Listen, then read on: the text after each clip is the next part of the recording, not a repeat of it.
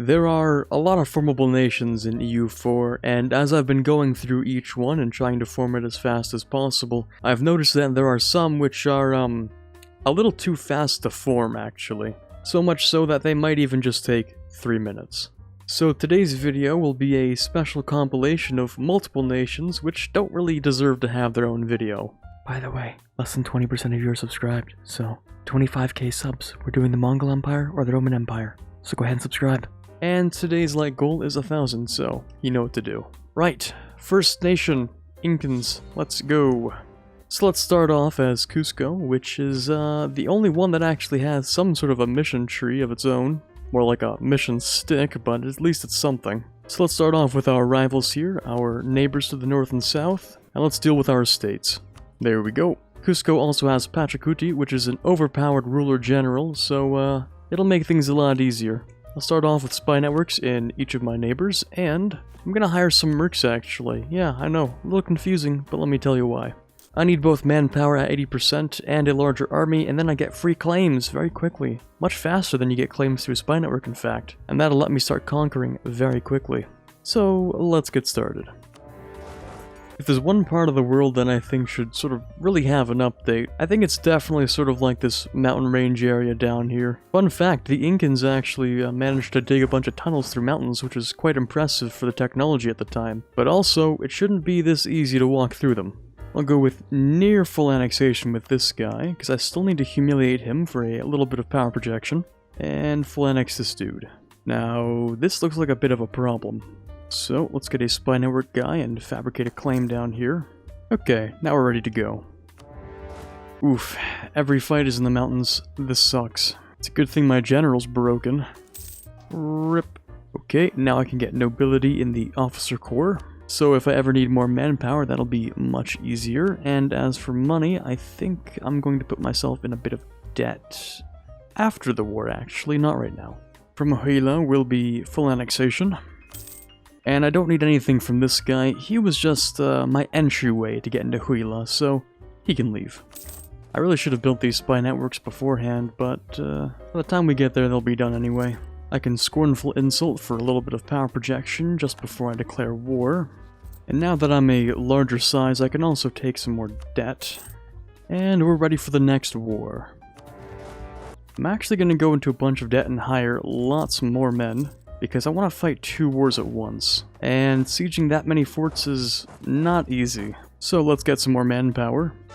Now isn't that a healthy looking economy? Right, next war, let's begin. The problem with this one specifically is that there are 2 level 3 forts, which is a massive pain. I don't exactly have the 18,000 men required for that on hand, not until I finish these at least, so yeah, this might take a little while. Alright, 1 fort down, which is a good start. I only need his capital so we can peace out much faster. And yoink. Now I can attack these guys and weaken them a little bit, while I siege down the rest of their land. And all I need to do is siege down this 1 fort over here and we should be done. There we go. And that's good enough for me. Now we just have to wait for it to core and we'll be done. There we are. Easy peasy. INCANS in 8 years. Okay, second nation. Iceland? Yep, surprisingly, Iceland. All we need to do is make ourselves smaller, which shouldn't be that bad. Unfortunately, the semi-cores don't exist here yet, so I can't release them right now. But there's a method that's just as easy. Denmark, give me independence, please. On second thought, I don't want independence, and to show my forgiveness, you can have all these provinces. But we're still 1 province too big. What should we do? Oh, I know what to do. Right, let's do this again. Oh, and would you look at that? I'm just Iceland. Convenient how that works. I mean, all of Europe hates me, but hey, Iceland in less than a year. Right then, next nation. And our third one for today is Nepal. I picked Limbuan to pay homage to one of the nations I played in my Identity Crisis campaign, where I formed Nepal in like, I don't know, 3 or 4 years. So let's do it again. Let's hope for some good generals. Okay, not great, but whatever. And let's deal with the estates. Yeah, that's good enough. So we'll go to force limit, and we'll grab a couple of claims. And we're ready. Rip. Gonna go ahead and hire some mercs, and a couple of extra men as well. And we can start the second war. Alright, let me protect myself a little bit here. Let me just scorch this province. This siege is done. Alright, gonna be a massive stack wipe right here. Rip.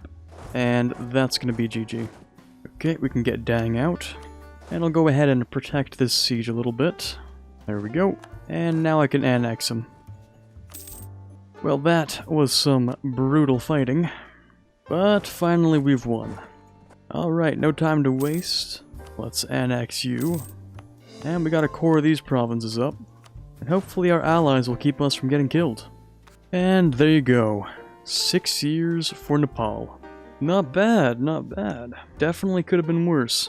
But that's gonna be it for today's EU4 nation speedforming. Do you guys like this sort of video where we have multiple small formable nations? Let me know down below, I'm pretty curious to find out. But thank you all very much for watching. Don't forget to leave a like if you enjoyed the video, leave a dislike if you disliked it. This is Quarbit signing off, and as always, have a fantastic day.